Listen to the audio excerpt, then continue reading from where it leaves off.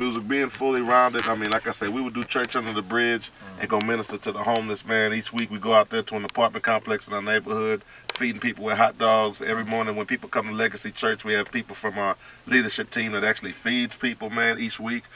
We have Tracy Dudley from our church that has Women Motivating Women. She goes into the jails and does things in behind the walls, but also prepares for reentry when they get back. We have our Convictory prison ministry where we go into the jails, going to the WIN unit, going to Pam Lishner and a lot of extra things to where we're trying to reach out all across the board. And at the same time, you know, we've had radio shows, we've had television shows, Real Talk TV, and I've just really tried to keep my hands. And every time I feel a gap, same thing with you, Trey, you kind of, when you see me doing something, you kind of back off and just let me work. Yes. And for me, that's why I appreciate cats like DJ DMD who came in and started doing the radio show so I could fall back and spend time with my family, you know what I'm saying? And we just need more people in the city. I love seeing AJ bringing everybody together for these monthly events, the poetry jams, because I can relax now because he's doing it. Yes. So as a whole, we just need to, you know, be a family, bring unity. I love what I'm seeing with cats like Kingdom Music, and I see Raw hooking up and, you know, reconcile all the great people in Houston, man. But the main thing is, don't just be a rapper. It's all about what happens after the music stops, man.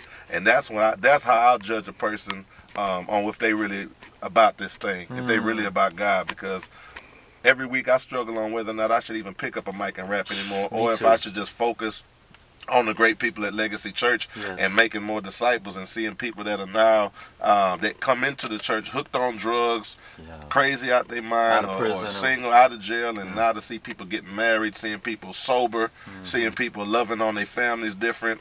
I like to do that, you know. So to me, you should always be getting better. You should always be transforming. If you've been a Christian rapper 10 years and all you still do is Christian rap, shame on you. Yes. I agree. You understand what I'm saying? Yeah. Like, where's the transformation? What are you doing different now? So that's good. I praise God 5 years from now, I won't just be a pastor of my church. Maybe we'll have a few more different churches. Or I have raised up 5 other pastors that can go out. And one thing about you, I know you can sit back and look and say, you know what? I had Much Love Records, but Gifted is now ordained as a minister. Cold Cuts is a pastor of a church. Vaughn's a pastor of a church. Love that. Cy crazy, but he's all good. We're going to pray for him. He's serving the Lord. We're going to pray for him. But he's shout out to Cy. But man, shout out to D-Real. Shout out to my boy Mar. You know, cats that have come home and doing the right thing now.